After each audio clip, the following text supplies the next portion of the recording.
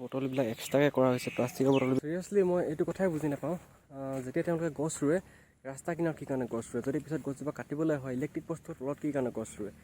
ইমান মানে মগজুত জ্ঞান নাথাকে নেকি তেওঁলোকৰ, যিবিলাক ৰাস্তা কিনাৰতো গছ লাগিব আমাক, কিন্তু এনেকুৱা নহয় যে মানে কিবা এটা ধ্বংস কৰি কিবা এটা সৃষ্টি হ'ব, তেনেকুৱা হ'ব নালাগে। আচলতে পাৰিলে অকণমান সকলোবিলাক মিলাই মিলি কামবিলাক কৰিব লাগে, তেতিয়া ভাল হয় আচলতে। নমস্কাৰ জনাইছোঁ মই আন এটা ভিডিঅ' লৈ আপোনালোকক। আজি দেখাবলৈ ওলাইছোঁ এই ওচৰৰ গাঁও এখনতে মানে ৰাস্তা কিনাৰৰ গছ বনবিলাক কিবা কিবি চাফা কৰিছে, মানে এইটো দেখাবলৈ যত্ন কৰিছোঁ। লগতে এটা সুন্দৰ মেছেজ আপোনালোকক দিবলৈ যত্ন কৰিম আজি, ত' ভিডিঅ'টো চাই থাকক সম্পূৰ্ণকৈ। Thank you. এইটো তেওঁলোকে চফা কৰা এইবিলাক ৰাস্তাটো ধুনীয়াকৈ চফা কৰি দিছে দুটা চাইডে। তেওঁলোকক আজি সুধিমগৈ মানে বাকীবিলাকে কি কাৰণে চফা কৰা নাই, এইলোকৰ যে মন গ'ল কি কাৰণে চফা কৰিবলৈ মন গ'ল, এইটো কথাকে সুধিবলৈ যত্ন কৰিম তেওঁলোকক। হাজাৰজন মানুহ যায়, কিন্তু তেওঁলোকেহে কি কাৰণে মানে চফা কৰিব লাগে বুলি ভাবিলে, এইটো কথা তেওঁলোকক সুধিমগৈ আজি গৈ।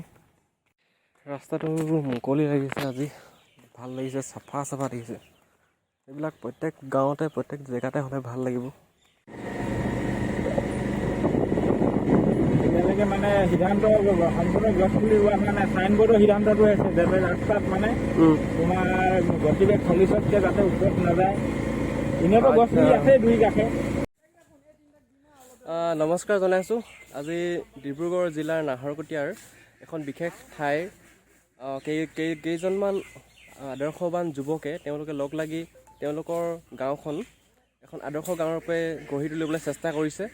প্ৰথমতে এজনৰ নাম ল'ব লাগিব, সেইজন হৈছে পুলেন কন্দ আৰু এজন আছে পাপু দত্ত হয়। তেখেতসকলৰ পৰা মই জানিবলৈ যত্ন কৰিম যে এই ৰাস্তাটোৱেদি যিটো ৰাস্তা এইটো নাহৰকটীয়া মৰাণ নাহৰকটীয়া সংলগ্ন পথৰ দাঁতিত লাগি থকাটো, যিটো ৰাস্তাই লগ হৈছেগৈ চাচনি অঞ্চলৰ লগত, বৃহত্তৰ চাচনি অঞ্চলৰ লগত লগ হৈছে।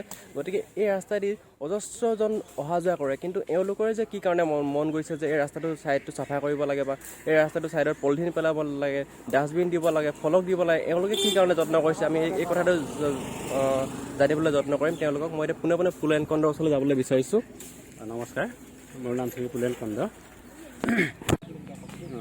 নমাটি তিনিআলিৰ পৰা আপোনাৰ আঢ়ৈ কিলোমিটাৰ আমি যিটো মৰাণ নাহৰকটীয়া ৰোডত কানেক্টিং হৈছে, আপোনাৰ সেইটো ৰোডত আমি চাফা কৰিব লৈছোঁ। লগতে আমি চাফা কৰাৰ পিছত আমি দুইটা ছাইডে ফলক লগোৱা হ'ব। এইটো কাৰণে গাড়ী লাহে লাহে চলাব।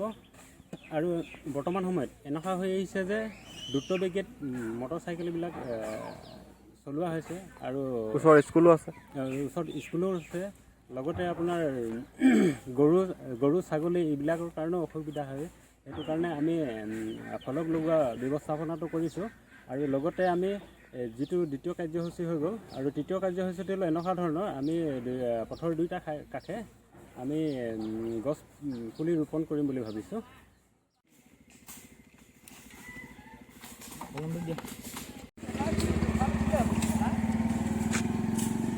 বটলবিলাক এক্সট্ৰাকৈ কৰা হৈছে প্লাষ্টিকৰ বটলবিলাক।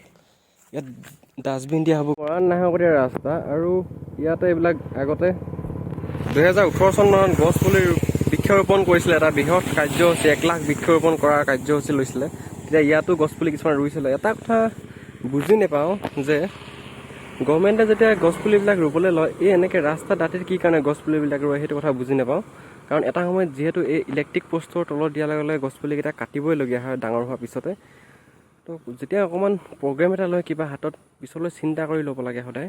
ৰাস্তাটো বহল কৰিবলৈ গৈ আছে, 4 লেন বনাব গৈ আছে, আৰু 4 লেন বনোৱাৰ পিছতে কি হ'ব, এই গছখিনি কাটিব লাগিব। গতিকে প্লেণ্টেশ্যন যদি কৰে অকণমান বেলেগ ঠাইত কৰিবগৈ লাগে, মানে যিবিলাক ঠাইত মানে সাধাৰণতে এই এনেকুৱা চৰকাৰী বেলেগ কিবা ৰাস্তা নবনে নহয়, সেইবিলাক ঠাইত প্লেণ্টেশ্যন কৰিব লাগে। গছ লাগে, ৰাস্তা কিনাৰতো গছ লাগিব আমাক, কিন্তু এনেকুৱা নহয় যে মানে কিবা এটা ধ্বংস কৰি কিবা এটা সৃষ্টি হ'ব, তেনেকুৱা হ'ব নালাগে। আচলতে পাৰিলে অকণমান সকলোবিলাক মিলাই মিলি কামবিলাক কৰিব লাগে, তেতিয়া ভাল হয় আচলতে। এই গছজোপাই গোটেই গুৰিটোহে বাকী আছে, ওপৰফালে পাতেই নাই, কাটি নষ্ট এজোপা, তো মূল্য কি থাকিল। চিৰিয়াছলি মই এইটো কথাই বুজি নাপাওঁ, যেতিয়া তেওঁলোকে গছ ৰুৱে ৰাস্তা কিনাৰত কি কাৰণে গছ ৰুৱে, যদি পিছত গছজোপা কাটিবলৈ হয় ইলেক্ট্ৰিক প'ষ্টৰ তলত কি কাৰণে গছ ৰুৱে। ইমান মানে মগজুত জ্ঞান নাথাকে নেকি তেওঁলোকৰ, যিবিলাকে এই প্ৰগ্ৰেমবিলাক হাতত লয় যে গছ ক'ত ৰুব লাগে, কিহত ৰুব লাগে। তেনেহ'লে প্ৰত্যেকৰ ঘৰে ঘৰে যেনেকৈ এটা এটা গছপুলি দি দিব লাগে। গছপুলিবিলাক প্ৰত্যেকে ঘৰে ঘৰে বৃক্ষৰোপণ কৰিব, গছজোপা থাকিও যাব দিনলৈকে, কাটিবলগীয়াও নহয়। এতিয়া ইলেক্ট্ৰিক প'ষ্টৰ ওচৰত গছ এজোপা ৰুব, তলত গছজোপা ৰুব, আৰু গছজোপা থাৰ্মেলৰ মানুহে আহি অলপ দিনৰ পিছত কাটিয়ে পেলাব। তাৰমানে কি, যদি প্ৰকৃততে পৃথিৱীখনক বচাবলৈ আছে, সুন্দৰ কৰিবলৈ আছে, তেনেহ'লে ভালকৈ সুন্দৰ কৰক। ইয়াকে কৈ আমি ভিডিঅ'টো সামৰণি মাৰিছোঁ। Thank U.